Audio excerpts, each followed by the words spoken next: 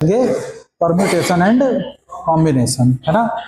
चलो स्टार्ट करते हैं परम्यूटेशन एंड कॉम्बिनेशन।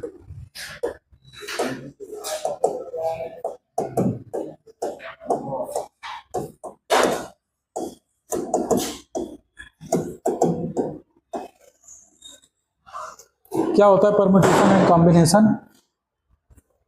परम्यूटेशन का क्या मतलब होगा, कॉम्बिनेशन का क्या मतलब होता है? परम्यूटेशन का मतलब जिसमें अरेंजमेंट्स मैटर करेंगे, अरेंजमेंट्स, और कॉम्बिनेशन में सिर्फ सिलेक्शन होगा। ओके, क्या मतलब हुआ कि अरेंजमेंट होगा और सिलेक्शन होगा। जैसे मान लो कि हमारे पास कोई 3 आर्टिकल हैं ए बी सी, तीनों डिफरेंट आर्टिकल हैं, ठीक है ना। तो सिलेक्शन में होगा कि ए बी सी मेरे पास आ गया, खत्म। ओके, लेकिन अरेंजमेंट में क्या होगा कि हम लोग इसको ऐसे भी कर सकते हैं, A B C, A C B, B C A, B A C, C A B, C B A. Is that okay? तो इन्हीं 3 आर्टिकल के टोटल पॉसिबल कितने अरेंजमेंट्स हो रहे हैं? 6 पॉसिबल हो रहे हैं ना। तो जो अरेंजमेंट होते हैं, पॉसिबल अरेंजमेंट है ना, तो ये सारी चीजें क्या कहलाती हैं? परम्यूटेशन। और कॉम्बिनेशन क्या कहता है कि हम सिर्फ सेलेक्ट कर रहे हैं, उसको अरेंजमेंट से कोई मतलब नहीं है। जैसे मान लो 5 बच्चे हैं, उसमें से 3 बच्चे सेलेक्ट कर लिए, तो उसने केवल 3 बच्चों को सेलेक्ट कर लिया, that's it, this is the selection. Okay, तो दिस इज कॉम्बिनेशन। तो डिफरेंस समझ में आया कि परम्यूटेशन और कॉम्बिनेशन में बेसिक डिफरेंस क्या होगा? परम्यूटेशन मीन्स सिलेक्शन के बाद अरेंजमेंट भी उसमें होगा, है ना, और कॉम्बिनेशन में सिर्फ और सिर्फ सिलेक्शन पे हम बात करेंगे, उसके अरेंजमेंट से उसको कुछ भी लेना देना नहीं होगा। Is that okay? ओके, तो अब इसमें स्टार्ट करते हैं हम लोग सबसे पहले fundamental principle of counting. Fundamental principle of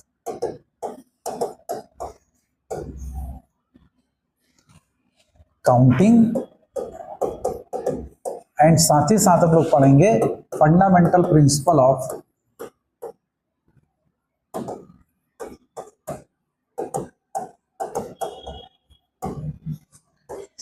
principle of addition and subtraction, multiplication, addition and multiplication.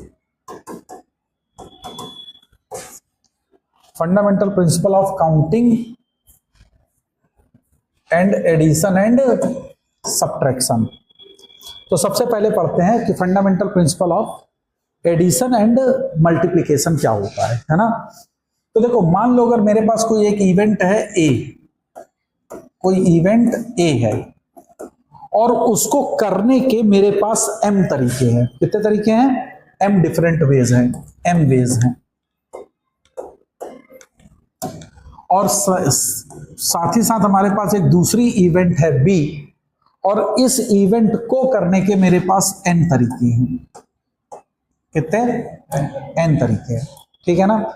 और हमारे पास एक इवेंट हमने c डिफाइन करी है, जो कि a और b के कंप्लीट होने पे डिफाइंड होगी। जब a एंड b कंप्लीट हो जाएंगे तो हम कहेंगे इवेंट c जो है वो कंप्लीट हो गई। Is that okay? तो ये कितने तरीके से हम इवेंट c को कर सकते हैं, तो this is your fundamental principle of addition and multiplication में आएगा। ठीक, तो अब देखो, c हमारा 2 तरीके से डिफाइंड हो सकता है। एक c मेरा डिफाइंड हो सकता है कि a एंड b, कि मतलब पहले a को किया फिर b को किया, है ना, a एंड b। तो इंपॉर्टेंट वर्ड क्या है यहां पे? एंड। तो जब एक इवेंट के बाद दूसरी इवेंट हम करेंगे, ओके, तो वहां पे फंडामेंटल प्रिंसिपल ऑफ मल्टीप्लिकेशन होगा और टोटल तरीके हो जाएंगे m into n ways. Is that clear? m into n ways. जैसे a को करने के m तरीके थे, b को करने के n तरीके, तो कोई इवेंट c है वो कंप्लीट हो रही है a एंड b से, इंपॉर्टेंट वर्ड इज एंड, तो मतलब होगा टोटल तरीके c के लिए कितने होंगे? m इंटू एन, मल्टीप्लाई करेंगे। और अगर मान लो यही c हम कह रहे हैं कि ऐसे कंप्लीट हो रही है कि a और b, a हो जाए या b हो जाए, तो c को कंप्लीट मान लिया जाएगा कि a और b। Is that clear? तो और वर्ड अगर यूज हो रहा है, इंग्लिश वाला और है, हिंदी वाला और मत लिखना, तो a और b तो हमारा जो इवेंट टोटल होगा this is m plus m, तो ये हो जाता है फंडामेंटल प्रिंसिपल ऑफ एडिशन। तो समझ में आया कि तुमको कब एडिशन होगा और कब मल्टीप्लिकेशन होगा। एडिशन कब होगा? जब a और b, मतलब एक इवेंट के बाद दूसरी इवेंट, मतलब उन दोनों में हम कोई से भी इवेंट करते हैं तो दैट कंप्लीट, तो दिस इज और a एंड b जब होता है, एक के बाद दूसरी इवेंट हो रही है, तो that is m into n। Is that clear? जैसे एग्जांपल से इसको समझो कि जैसे मान लो कि यहां पे मेरे पास कोई 3 प्लेस हैं, ओके। मान लो कि ये प्लेस है Lucknow, this place is Delhi and this place is Jaipur.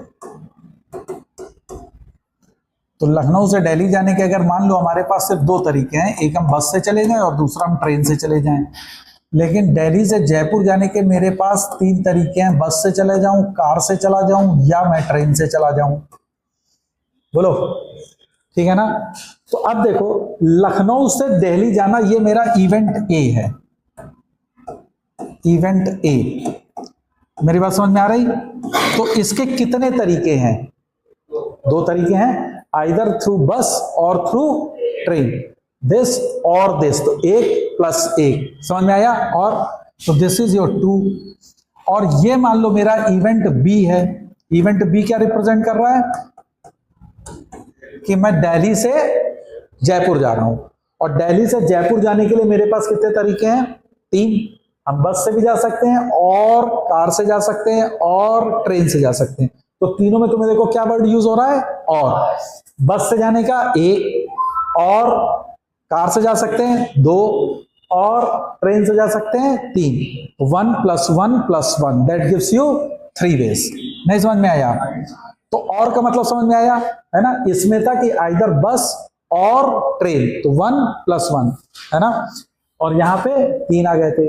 अब हमारा एक इवेंट मैंने सी डिफाइन किया, और वो सी इवेंट था कि लखनऊ से जयपुर जाना था। कहां जाना था? वाया दिल्ली।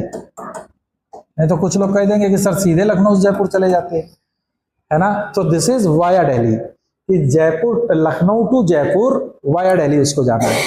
तो अब उसका क्या होगा? तो टोटल तरीके सी कितने तरीके से जा सकता है?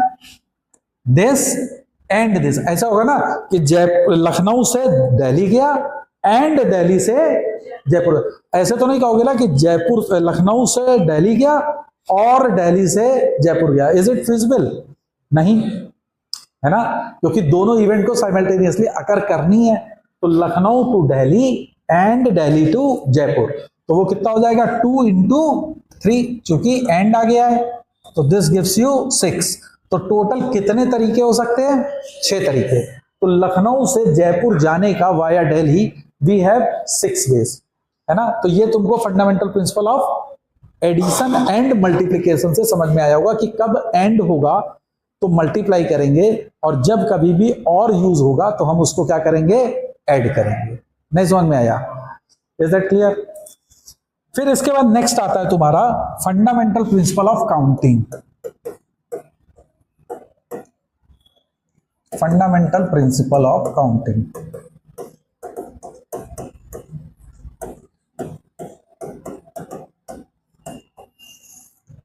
तो फंडामेंटल प्रिंसिपल ऑफ काउंटिंग में तुम्हारा क्या होता है कि जैसे सपोज कर लो कि मेरे पास कोई 3 प्लेसेस हैं, लेट अस अज्यूम, है ना, कि मेरे पास कोई 3 प्लेस हैं और हमारे पास 5 लेटर्स हैं डिफरेंट, ABCDE। ये 5 लेटर आपको दिए गए हैं, ठीक है ना? और हम ये कहते हैं कि इन 5 लेटर को इन 3 प्लेस में हमको एक प्लेस पे एक लेटर को सेट करना है। तो बताओ कितने तरीके से हम अरेंज कर सकते हैं? तो फंडामेंटल प्रिंसिपल ऑफ काउंटिंग कहेगा कि पहले वाले प्लेस पे रखने के टोटल कितने तरीके हैं मेरे पास? 5 हैं। हम इनमें से किसी भी एक को उठाएंगे और यहां पे पुट कर देंगे। तो पहले वाले पे 5, दूसरे वाले पे रखने के, अब जो एक यहां रख चुका है रिपीटिशन अलाउड नहीं है, तो एक रखने के बाद मेरे पास बचेंगे कितने? 4, और उनको रखने के तरीके कितने हो जाएंगे? 4, और इसको फिर रखने के 3। पहले पे रखने का तरीका 5। अब दूसरे वाले में और लग रहा है कि एंड आ रहा है, पहले पे रखने का तरीका 5, एंड दूसरे पे रखने का 4, एंड तीसरे पे रखने का 3। तो एंड चूंकि आ रहा तो मल्टीप्लाई होगा, तो टोटल कितना आ जाएगा 60। तो कितने तरीके से हम इन 5 लेटर्स को 3 प्लेसेस पे अरेंज कर सकते हैं? तो ये कितने तरीके आएंगे? 7 तरीके, है ना। तो यही तुम्हारा कहलाता है कि फंडामेंटल प्रिंसिपल ऑफ काउंटिंग। हम किस तरह से काउंट कर रहे हैं कि पहले पे कितना होगा, दूसरे पे कितना होगा, तीसरे पे क्या होगा, एंड होगा कि और होगा, मल्टीप्लाई होगा कि एडिशन होगा। तो this all completes your fundamental principle of addition and multiplication along with fundamental principle of counting. नहीं समझ में आया? मेरी बात समझ में आ रही है कि किस तरीके से हम लोग काउंटिंग करेंगे, है ना। जैसे फॉर एग्जांपल मान लो कि हमारे पास कोई 5 लेटर्स हैं, 5 प्लेसेस हैं, 1 2 3 4 5, और मेरे पास 5 डिजिट हैं, A0 1 2 3 4। Is that okay? अब ये 5 डिजिट्स हैं और 5 प्लेसेस हैं। अब हम कह रहे हैं कि एक हमको नंबर बनाने हैं, नंबर्स ऑफ 5 डिजिट, 5 डिजिट के नंबर्स यूजिंग दीज डिजिट्स, और रिपीटिशन नॉट अलाउड है। अभी हम सिर्फ वो केस कर रहे हैं जिसमें रिपीटिशन अलाउड नहीं है। बात समझ में आ गई? तो रिपीटिशन अलाउड नहीं है और हमको 5 डिजिट का कोई भी नंबर बनाना है यूजिंग दिस डिजिट्स। तो कितने इस तरह के नंबर हमारे बनेंगे? तो अब इसको भी हम लोग फंडामेंटल प्रिंसिपल ऑफ काउंटिंग से कर सकते हैं। तो इसको करने के लिए पहले प्लेस पे यहां पे मान लो कितने तरीके से हम लोग फिल कर सकते हैं? इनमें से कोई भी आएगा। अब देखो यहां पे एक चीज याद रखना कि जब कभी भी आपको कोई क्वेश्चन करना हो और उस क्वेश्चन में कोई रिस्ट्रिक्शन भी साथ में आ जाए, जैसे यहां रिस्ट्रिक्शन क्या आएगा कि पहले प्लेस पे 0 नहीं आ सकता है, क्योंकि पहले प्लेस पे जैसे ही 0 आएगा तो ये तुम्हारा क्या कर देगा, 4 डिजिट नंबर बन जाएगा, है ना। तो पहले प्लेस पे 0 नहीं आएगा तो रिस्ट्रिक्शन आ गया ना इसमें एक। तो जब कभी भी पीएनसी का क्वेश्चन आप करेंगे और उसमें कोई रिस्ट्रिक्शन आ जाएगा तो सबसे पहले आप उस रिस्ट्रिक्शन को सॉल्व करिए and then proceed for the other one. Is that clear? नई बात समझ में आई? तो सबसे पहले रिस्ट्रिक्शन जब तुम्हारा जाएगा तो पहले प्लेस को हम सबसे पहले किसको फिल करेंगे? पहले वाले प्लेस को। तो पहले प्लेस को फिल करने के मेरे पास कितने तरीके हैं? 4 तरीके हैं। सिर्फ 4 तरीकों में से कोई भी एक हम यहाँ पे रख सकते हैं। अब दूसरे प्लेस पे कितने रख सकते हैं? अब जो बचेंगे एक हट जाएगा तो 4, अब 0 तो कहीं पे भी आ सकता है। तो दूसरे प्लेस पे मेरे पास 4, तीसरे पे 3, फिर 2 एंड लास्टली इट इज 1। तो ये आ जाएगा तुम्हारा टोटल 5 डिजिट के कितने नंबर्स बनेंगे यूजिंग द डिजिट्स 0 1 2 3 4। नहीं समझ में आया? Is that clear? है ना कि हम किस तरीके से काउंटिंग करेंगे? बोलो भाई। हाँ, कोई डाउट? मान लो कि कोई एक वर्ड है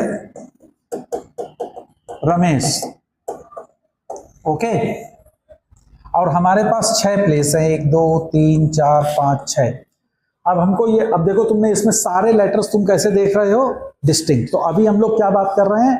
डिस्टिंक्ट ऑब्जेक्ट है हमारे पास और हम लोग काउंटिंग कर रहे हैं, डिस्टिंक्ट ऑब्जेक्ट की काउंटिंग चल रही है। अब हमारा है कि हर एक प्लेस पे एक एक को हमको अरेंज करना है। तो टोटल पहले वाले पे कितना अरेंज कर सकते हो, रख सकते हो? अब देखो चूंकि इसमें कोई रिस्ट्रिक्शन नहीं है तो अपन यहां से भी स्टार्ट कर सकते हैं, इस जगह से भी, कहीं से भी आप स्टार्ट कर सकते हो। तो पहले वाले पे रखने के तरीके 6, दूसरे वाले पे 5, तीसरे पे 3, 4, then 3, then 2 and lastly it is 1। तो टोटल आपका कितना तरीका आ रहा है?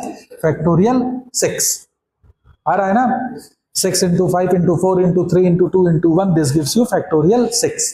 तुमने देखा कि n डिफरेंट डिजिट्स थी और उनको n प्लेस पे रखने के लिए हमारे पास टोटल कितने तरीके आए? 6 फैक्टोरियल, है ना। तो इससे क्या हमको समझ में आएगा कि एक फार्मूला डिराइव करो, लिखो कि n डिफरेंट ऑब्जेक्ट्स अगर हैं, इंपॉर्टेंट वर्ड इसमें क्या है? Different objects. अगर n डिफरेंट ऑब्जेक्ट्स हैं और इनको अरेंज करना है एट n प्लेसेस, इनको n प्लेस पे ही करना है, जितने ऑब्जेक्ट्स हैं उतने ही प्लेस पे अरेंज करना है। तो टोटल वेज जो होगा अरेंजमेंट का, टोटल वेज वो कितना हो जाएगा, n फैक्टोरियल। तो ये हमेशा याद रखेंगे आप, है ना, कि n डिस्टिंक्ट ऑब्जेक्ट्स को अगर n प्लेसेस पे हमें अरेंज करना है तो टोटल तरीके जो होंगे वो n फैक्टोरियल होंगे। Is that clear? मेरी बात समझ में आ रही है? बोलो भाई। अब जैसे सपोज कर लो कि मेरे पास फिर से क्वेश्चन है कि 5 डिफरेंट कलर्स हैं, 5 डिफरेंट कलर हैं। मान लो वो कलर है तुम्हारा red, blue, green, orange, white, ये 5 डिफरेंट कलर्स हैं, ठीक है। और हमको एक फ्लैग बनाना है। क्या बनाना है? फ्लैग बनाना है। और उस फ्लैग में 3 कलर यूज करने हैं, 3 कलर्स यूज करने हैं। ओके, फ्लैग बनाना है और उसको 3 कलर्स केवल यूज करने हैं। कलर का अरेंजमेंट कुछ भी हो सकता है, मतलब ये नहीं है कि ये कलर यहां फिक्स कर देंगे हम, ऐसा है। तो टोटल कितने फ्लैग्स हम जनरेट कर सकते हैं यूजिंग दिस कलर? तो देखो, पहले वाले को फिल करने के तुम्हारे पास कितने तरीके हैं? 5। दूसरे वाले को 4, क्योंकि सेम कलर हमको यूज नहीं करना है। और तीसरे वाले को 3। तो टोटल हो जाएगा 5 × 4 × 3 60। तो total how many flags can be generate? 60 flag. तो समझ में आ रहा है कि हम काउंटिंग किस तरीके से कर रहे हैं? बोलो, टोटल कितने तरीके होंगे? 60। ठीक, एक क्वेश्चन और करो। जैसे सपोज कर लो कि तुम्हारे पास n लॉक्स हैं। क्या है? n लॉक हैं, ताले हैं हमारे पास n, ठीक है। और हमारे पास n कीज हैं, ठीक है। कंडीशन ये है कि हर ताला एक ही चाबी से खुलेगा, है ना, कोई मास्टर की नहीं है कि उससे सब ताले लेके खोल दिए। तो एक चाबी से एक ताला खुलेगा। Is that okay? तो क्वेश्चन तुमसे पूछ रहा है कि मैक्सिमम पॉसिबल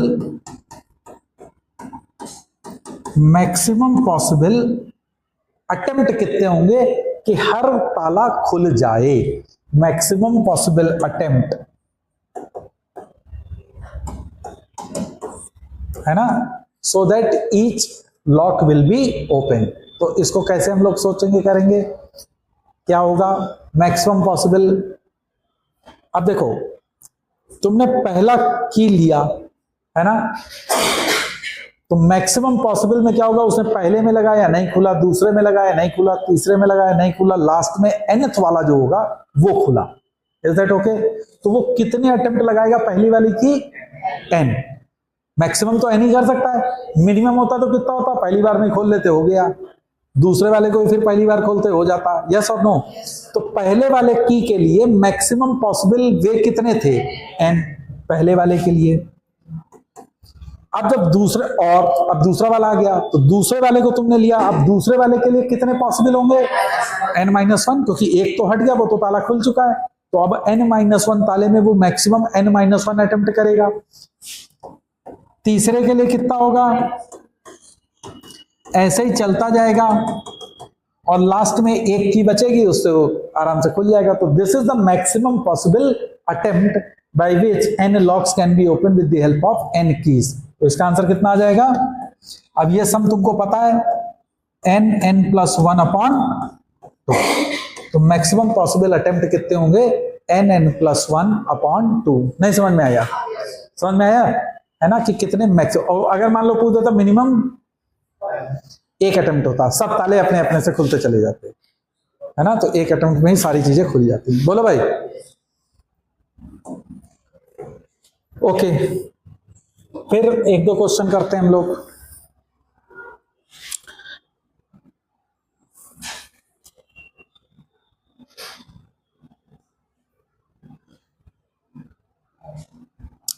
हमने अभी आपको बताया कि जब कभी भी कोई कंडीशन अप्लाई कर दी जाएगी, है ना, तो हम लोग सबसे पहले किसको करेंगे, कंडीशन को, एंड देन फिर प्रोसीड करेंगे। फॉर एग्जाम्पल सपोज कर लो कि मेरे पास 5 प्लेस होते, कितने प्लेस हैं, 5, और हमारे पास नंबर्स हैं 1 2 3 4 एंड 5, ये 5 नंबर हैं। ओके, अब वो पहला क्वेश्चन, पहला इसमें क्वेश्चन उसने कहा 5 डिजिट के total number of digits 5 digit के टोटल नंबर, और डिजिट कौन सी यूज करनी है, यही वाली है ना। तो बोलो भाई, तो कितने हो जाएंगे, क्योंकि 5 है, डिफरेंट है 5 प्लेसेस पे, तो ये आंसर तो तुरंत आ जाएगा, this is 5 factorial, that is 120।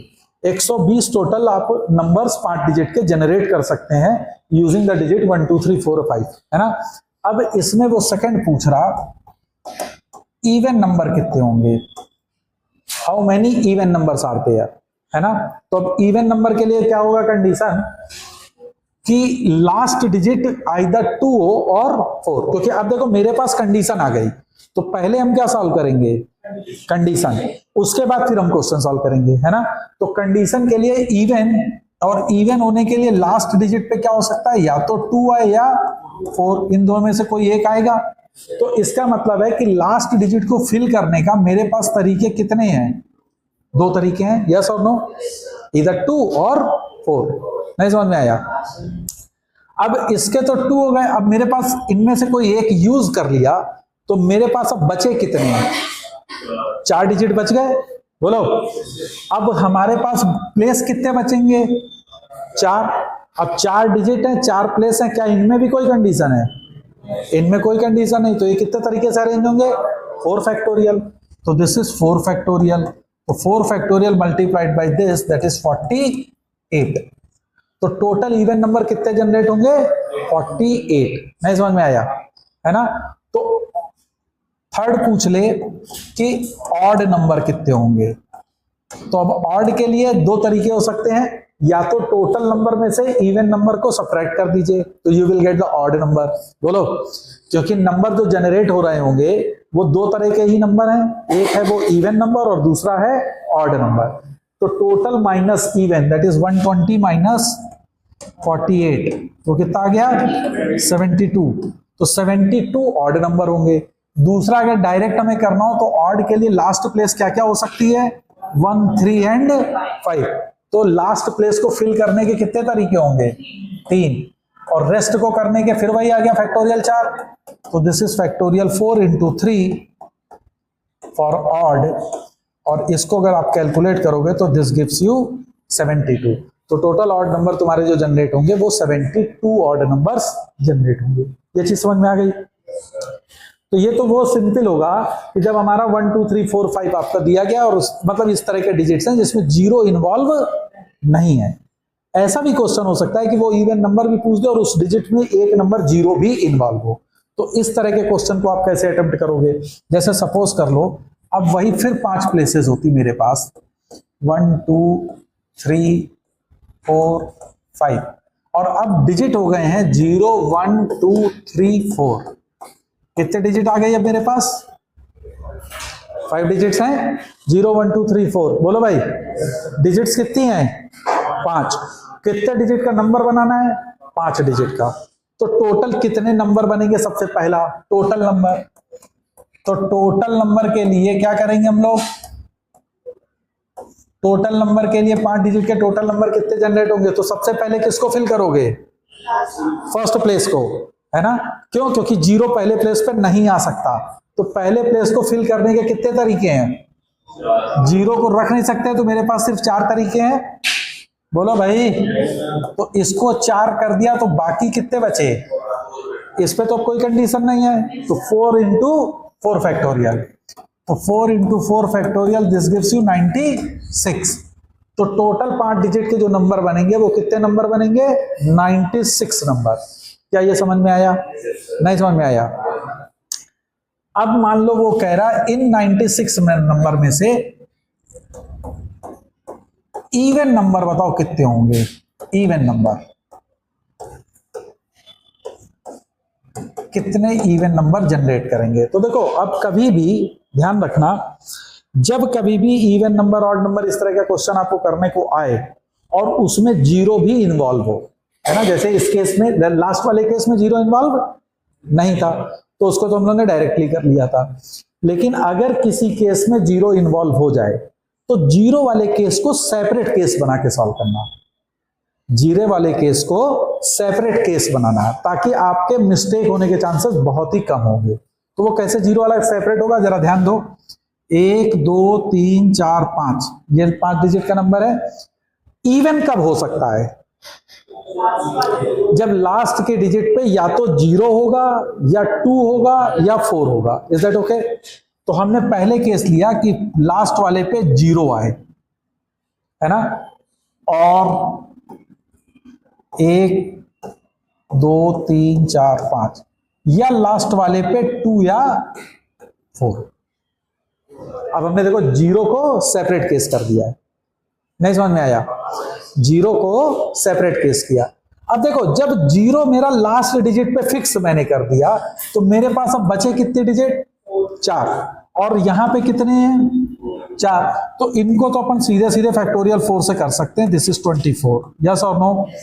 चूंकि और है तो साथ में ये प्लस देगा, हम लोगों ने अभी पढ़ा था ना फंडामेंटल प्रिंसिपल ऑफ काउंटिंग में और एडिशन में, और पे प्लस लगेगा। अब जरा गौर करो, लास्ट प्लेस पे 2 या 4, तो इसको फिल करने के तुम्हारे पास कितने तरीके हैं, 2 तरीके हैं। बोलो भाई, नहीं समझ में आ रहा क्या? इनटू, अब मेरे पास टोटल डिजिट कितनी बची, 4 डिजिट बची। 2 या 4 में से कोई एक हमने यूज कर लिया, मान लो 2 यूज कर लिया तो मेरे पास क्या क्या बचेगा, 0 1 3 4। अगर 4 यूज कर लिया तो क्या बचेगा, 0 1 2 3। Is that okay? इन दोनों केस में 0 इन्वॉल्व है। जब लास्ट प्लेस पे मेरा 2 या 4 रख रहे हैं हम, तो मेरा 0 अभी भी बची हुई डिजिट में है, यस और नो? अगर 0 मेरा फर्स्ट डिजिट में है तो क्या पहले प्लेस को हम 0 रख सकते हैं क्या? नहीं। तो अब पहले प्लेस को फिल करने के लिए मेरे पास कितने तरीके हैं, 3, क्योंकि 0 भी हट जाएगा।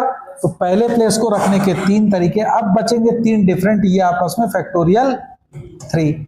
तो 3 इंटू फैक्टोरियल 3 इंटू 2, तो ये कितना हो जाएगा, फैक्टोरियल 3 6 36।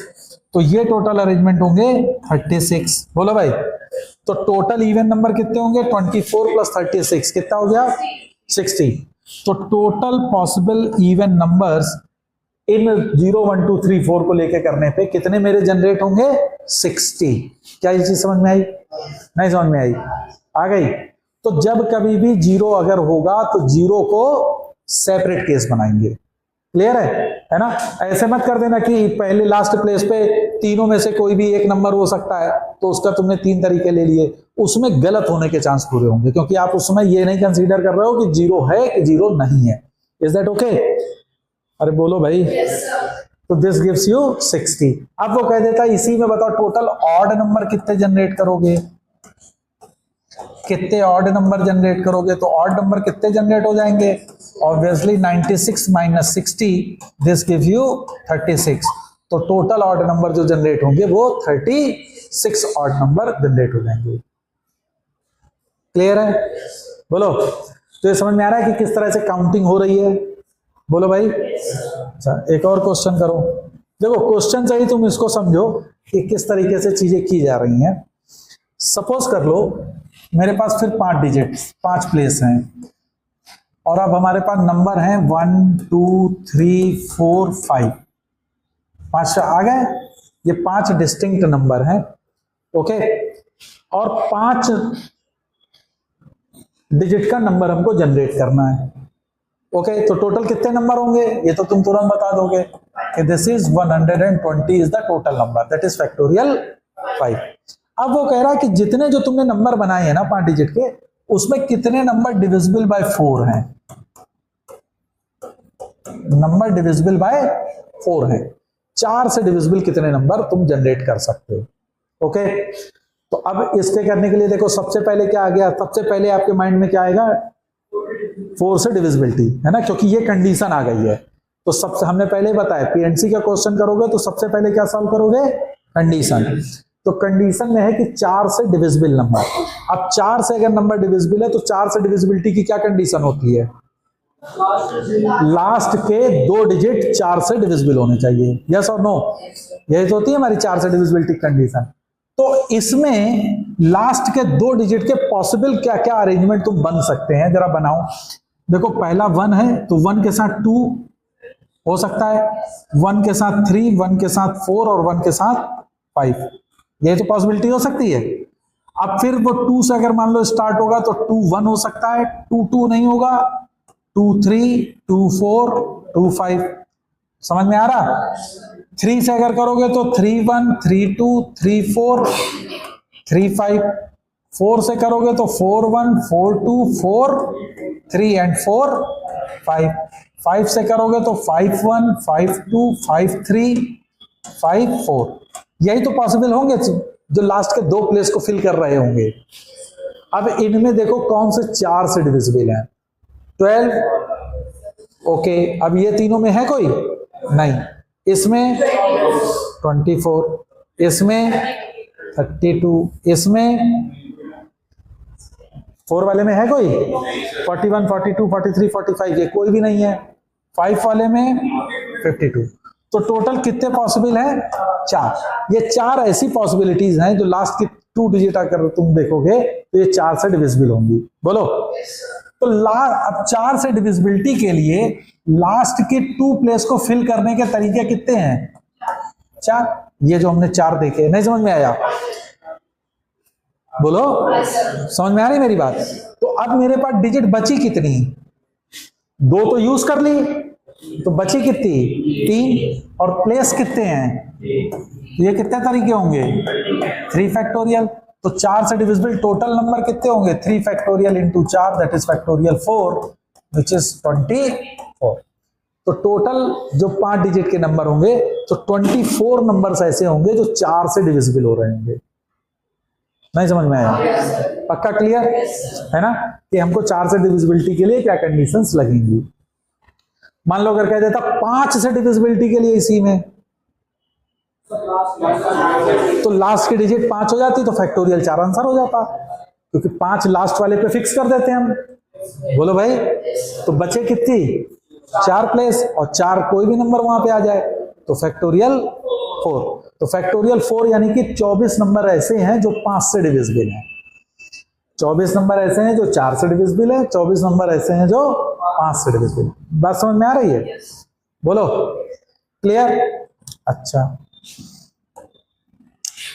अब मान लो कि हमारे पास एक वर्ड है रमेश। कितने लेटर्स हैं इसमें? 6 लेटर हैं, ठीक। 1 2 3 4 5 6, और सारे डिफरेंट हैं। तो टोटल कितने वर्ड हम बना सकते हैं? अगर हमको 6 लेटर का ही पूरा वो टोटल कितने वर्ड बना सकते हैं, तो अभी हमने यही नहीं डिफाइन करा कि कितने लेटर। हम इसमें कहते थे मान लो 4 लेटर के कितने वर्ड, भाई वो तो कितने भी लेटर के बन सकते हैं ना। नहीं समझ में आ रही बात? तो क्वेश्चन पहले हमारा है कि टोटल कितने वर्ड 6 लेटर का हम बना सकते हैं। तो कितने बना सकते हैं? 6 फैक्टोरियल। इसमें तो कोई दिक्कत नहीं है, दैट इज 720। 720 6 लेटर के इन लेटर्स को यूज करके हम वर्ड बना सकते हैं। टोटल कितने वर्ड बनेंगे? 720 6 लेटर के, जो इनका यूज होके बनेगा। Is that clear? बोलो भाई। अब मान लो इसमें कुछ कंडीशन लगा दे। उसने कंडीशन लगाई, पहली कंडीशन कि start and and with vowel. वो कह रहा है कि वो सारे वर्ड 6 लेटर के ही बताने हैं। सारी बात हम लोग 6 लेटर की ही कर रहे हैं, ठीक है ना? तो 6 लेटर के वो सारे वर्ड बताओ जो स्टार्ट और एंड वॉवेल से हो। तो अब सबसे पहले क्या हो गया? सबसे पहले क्या हो गया? कंडीशन आ गई। मेरी बात समझ रहे हो ना? सबसे पहले क्या आ गई? कंडीशन। कंडीशन में क्या है कि पहला और आखिरी इसमें क्या होना चाहिए? वॉवेल। बाकी कुछ भी हमको कोई फर्क नहीं पड़ रहा। अच्छा, अब इसमें वॉवेल हैं कितने? 2 हैं, ए एंड ई। तो पहले प्लेस पे ए आ गया तो इस पे ई आएगा, और पहले पे अगर ई आ गया तो इस पे ए आएगा। तो पहली और आखिरी प्लेस को भरने के तरीके कितने हैं? 2 नहीं है? या इसको इस तरीके से करते, या इसको तुम ऐसा कह सकते थे कि जैसे मान लो 1 2 3 4 5 6, पहली प्लेस को फिल करने के कितने तरीके हैं? 2 हैं, ए या ई में से कोई एक बोलो। तो फिर लास्ट वाले को फिल करने का एक तरीका, जो इसमें यूज हो जाएगा तो दूसरा वाला वहां पे चला जाएगा, है ना। मान लो ए यूज हो गया तो ऑटोमेटिकली यहाँ ई होगा, और यहाँ अगर ई हो गया तो वहां पे ए होगा। तो आइदर आप ऐसे बना के देख लो या इस तरीके से फिल कर लो। कोई दिक्कत है? नहीं समझ में आया? आ गया? ओके। अब वो कह रहा, अब तो ये तो आ गया कि स्टार्ट और एंड विद वॉवेल से आ गया। अब मेरे पास बचे कितने? 4 प्लेस, और लेटर कितने हैं? 4। तो कितने तरीके से अरेंज होंगे? 4 फैक्टोरियल। तो आंसर कितना हो गया? 48। तो टोटल कितने लेटर होंगे, वर्ड होंगे? तो टोटल 48 ऐसे वर्ड हैं जो वॉवेल से स्टार्ट होंगे और वॉवेल पे ही फिनिश हो जाएंगे, है ना। मतलब एंड होंगे, वॉवेल से स्टार्ट होंगे और वॉवेल पे ही एंड होंगे। ये चीज समझ में आई कि इसको हम कैसे करेंगे? ठीक। मान लो इसी में कह देता कि A always comes before E. A हमेशा E के पहले आए। A always comes before E, है ना। A हमेशा E के पहले आए। तो A E के पहले अगर आएगा तो अब क्या कंडीशन होगी? देखो मेरे पास 1 2 3 4 5 6 प्लेसेस हैं, है ना। A को E से पहले आना है। तो देखो 2 तरीके इसके हो सकते हैं। एक तरीका तो होगा कि जो हम लोग फंडामेंटल काउंटिंग से कर रहे हैं, तो अभी हम काउंटिंग वाला बात कर रहे हैं। फिर दूसरा तरीका हो सकता है कि हम लोग सिलेक्शन जब कर लेते हैं, है ना, कि हम प्लेस का सेलेक्ट कर लेते हैं और उसको सॉल्व कर लेते हैं। तो सिलेक्शन चूंकि अभी हमको नहीं मालूम, हमने नहीं पढ़ा है ना, तो हम अभी सिलेक्शन वाले पे बात नहीं कर रहे हैं, ठीक है। जबकि उससे क्वेश्चन ये कितनी देर में हो जाएगा? मुश्किल से 5 सेकंड में। लेकिन अभी हम लोग थोड़ा लंबा प्रोसीजर अपना रहे हैं। पहले प्लेस पे मान लो ए आ गया, तो ई के पास पॉसिबिलिटी कितनी है? 5 पॉसिबिलिटी है भाई। अगर ई यहां पे आए, यहां आए, यहां आए, यहां आए, यहां आए, कोई फर्क पड़ रहा है? नहीं, वो हमेशा ए ई से पहले ही है। बोलो। तो ई के पास पॉसिबिलिटी है 5 इंटू रेस्ट वाले अब 4 बचे, उनके पास पॉसिबिलिटी फैक्टोरियल 4। अरे बोलो भाई।